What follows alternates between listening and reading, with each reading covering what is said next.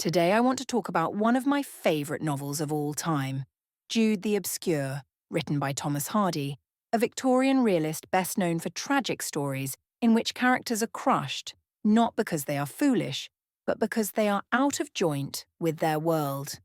Jude the Obscure was Hardy's last novel. When it appeared in 1895, it caused such outrage, condemned as immoral, obscene and pessimistic, that Hardy essentially gave up writing novels altogether. He turned instead to poetry. That alone tells us something. This book goes too far. It presses too hard on marriage, sexuality, religion, class, education, on the structures that Victorian society depended on to feel stable. Before we move into the story, let me sketch the characters briefly, because Hardy isn't just giving us people here. He's giving us ways of thinking. Jude Fawley is inward, serious, and intensely hungry for learning. He believes life should add up, that intelligence, effort, and moral seriousness ought to form a coherent whole. He studies systems, languages, theology, architecture, but he has no instinct for how institutions actually work. He wants unity, he wants structure, he wants ideas to stand still. Sue Bridehead is the opposite energy. She's quick, nervous, brilliant, and deeply modern. Sue distrusts systems, resists being pinned down, and lives comfortably with contradiction. She thinks comparatively rather than hierarchically, and she has a quiet power to unsettle the people around her simply by refusing to think in fixed forms. Arabella Donne is the novel's great embodied realist. Earthy, strategic, materially fluent. She understands survival. She understands desire as leverage and marriage as economics. Hardy calls her a complete and substantial female animal, a harsh phrase but a precise one. Arabella belongs to the world as it is, not as it ought to be. There's also Phillotson, Jude's old schoolmaster who introduces him to the dream of Christminster, Hardy's Oxford-like university city, and later becomes an unexpected ethical test case. And finally there's a child, little Father Time, who will articulate the novel's bleakest conclusions with terrifying clarity. That's the cast. Now, a word about context. Hardy is writing at the end of the Victorian period, when marriage is treated as sacred and indissoluble. Sexual desire outside marriage is morally catastrophic. Education is rigidly class-bound, and women are legally and socially constrained. Sue is often linked to the new woman, but Hardy does not present her as a solution. He presents her as a mind society cannot absorb, and perhaps a mind that cannot fully absorb itself. With that in place, let's move into the novel. Part 1. At Marygreen, Mind Meets Flesh. Hardy opens Jude the Obscure with a pointed epigraph. Yea, many there be that have run out of their wits for women. From the beginning, women are framed not as ornaments to men's lives, but as destabilizing forces, agents who unsettle systems men believe they can control. The novel begins in Marygreen, Jude's childhood village, a place of inherited limitation. Jude's first instinct is revulsion. How ugly it is here. Not snobbery, but a sense that life has already been narrowed before it begins. When Phillotson introduces Jude to Christminster, it becomes more than a city. It becomes an organizing principle, a world where intelligence is recognized and effort leads somewhere. Jude studies obsessively, teaching himself Latin and Greek, believing learning has intrinsic moral value. Hardy immediately shows how incompatible this is with the world Jude inhabits. Jude's compassion is punished. His seriousness has no place. And then Arabella appears, at exactly the wrong moment. Just as Jude imagines intellectual assent, he's struck by meat. The body interrupts the mind. Arabella is earthy, teasing, unmistakably physical. And Jude, unable to integrate appetite into his moral architecture, tries to resolve desire by fixing it, by turning a temporary feeling into a permanent structure. Jude idealizes. Arabella strategizes. Jude believes love should be singular and meaningful. Arabella understands love as survival. When she claims pregnancy, Jude marries out of honor. When the claim proves false, something fundamental breaks. Hardy crystallizes the tragedy in a devastating line. Their lives are ruined by having based a permanent contract on a temporary feeling. This is not a condemnation of feeling. It's a condemnation of institutions that treat flux as form. Arabella leaves without guilt.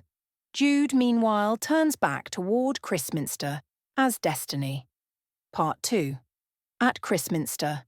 Knowledge without access. When Jude finally reaches Christminster, the dream dissolves quietly. The city is grey, procedural, closed. Jude isn't dramatically rejected, he's simply unseen. Hardy condenses this exclusion into a single image, the wall. Only a wall. But what a wall! Jude has understanding but no recognition. Knowledge without access becomes a kind of ghosthood. Jude works by day, studies by night, rearranging furniture to hide deprivation.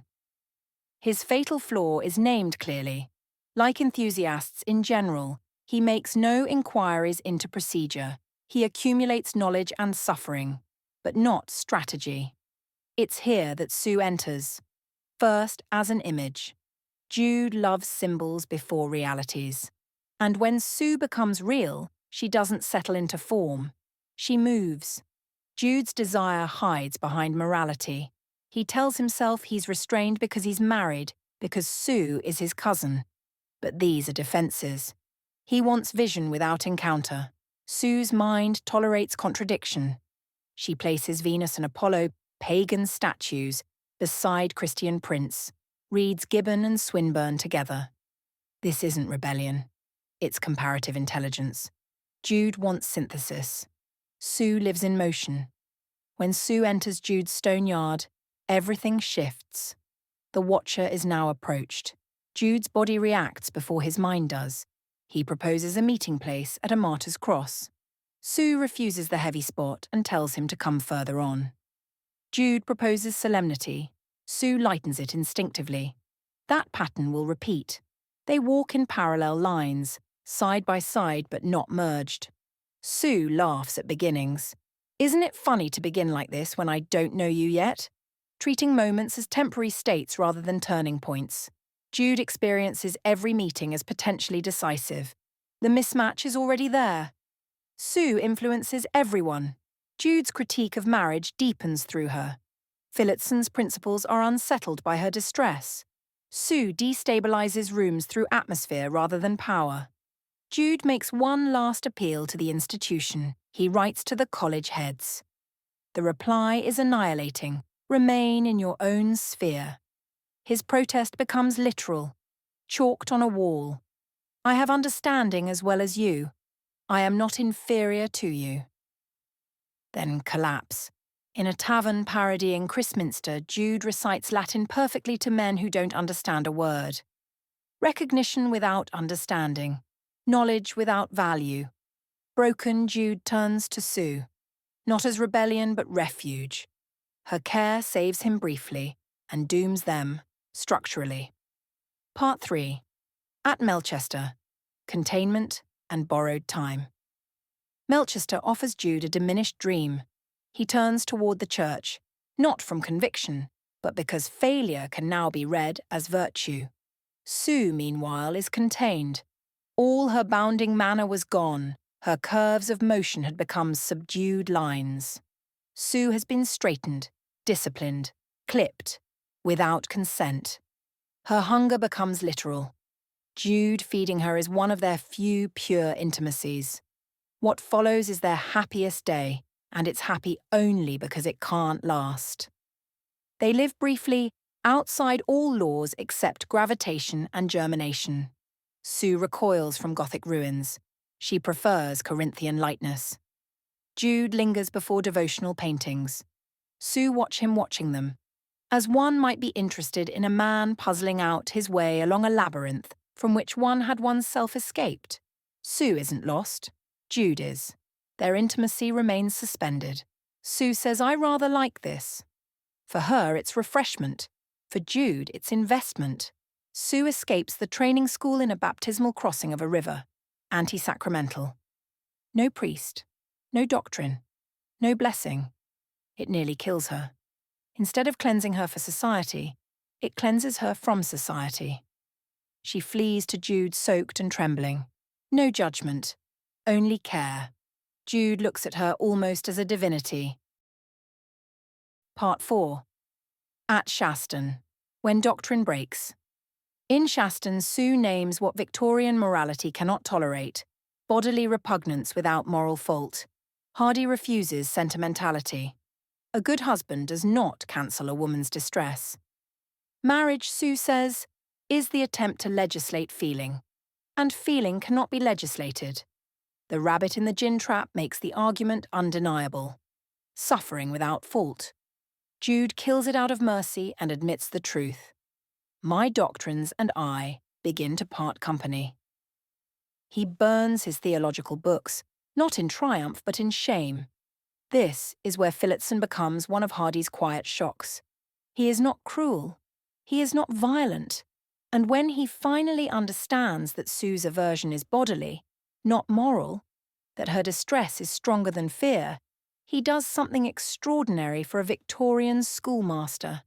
He lets her go, not because doctrine permits it, but because humanity demands it, and yet the tragedy persists.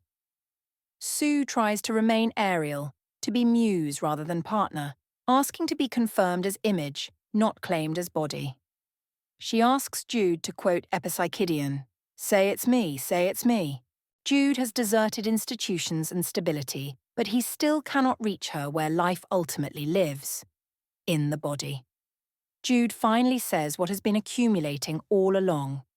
You concede nothing to me, and I have to concede everything to you. Part 5. At Aldbrickham and elsewhere, when the body wins. Part 5 opens with an epigraph by Marcus Aurelius. Thy aerial part, though by nature they have an upward tendency still, are overpowered here in the compound mass, the body. This is prophecy. Sue's aerial self is overpowered by the body. Arabella returns, the body at the door. No ideas, no ethics, just appetite, continuity, presence. Sue's philosophy collapse under rivalry. The woman who insisted love must be free suddenly speaks the language of possession. She agrees to marriage out of fear. The little bird is caught at last. Then consequence arrives as a child, Arabella's son. Not desire, but history. Flesh that outlasts ideas. Sue can compete intellectually, she cannot compete with time and reproduction. Punishment is quiet. Work disappears. Recognition is withdrawn. Jude bakes Christminster cakes, the dream reduced to gingerbread. Still obsessed, he wants to return to Christminster. Part 6. At Christminster, again. When the world decides. When they return to Christminster with the children, refusal is built into its doors. Father Time absorbs the world's arithmetic. I ought not to have been born. He kills the other children and himself, not in a fit of madness, but because he has learned, too early and too well, that the world considers them surplus. Done because we are too many. Sue collapses into punitive faith. Suffering becomes deserved because meaninglessness is unbearable. Jude resists. Sue returns to Phillotson. Jude collapses into Arabella, not temptation, but survival. In the end, Jude's final dignity is restraint. He refuses to see Sue again, not from bitterness but self-possession. Hardy leaves us with the final image. Sue enclosed indoors by duty, Jude moving outward into cold illness and exposure. Conclusion. The builder, the spark, and the body Hardy stages his tragedy through 3 principles embodied in 3 characters. Jude is the mind that wants structure and wholeness. Sue is the modern mind, brilliant, agile, influence-making, but ungrounded, unable to live inside the structures she critiques. And Arabella is the body and the flesh, practical, opportunistic, materially fluent. If Jude is a builder of holes and Sue is a spark that never settles into a house, Arabella is the house's foundation. Heavy, useful, sometimes ugly, but survivable. The tragedy isn't simply that Jude and Sue love each other. It's that they never want the same thing at the same time. Jude spends his life searching for coherence, and when he finally lets go of it, Sue has already turned toward structure. And the world, meanwhile, continues to reward adaptability of the body far more reliably than seriousness of thought. And that's why Jude the Obscure still hurts to read.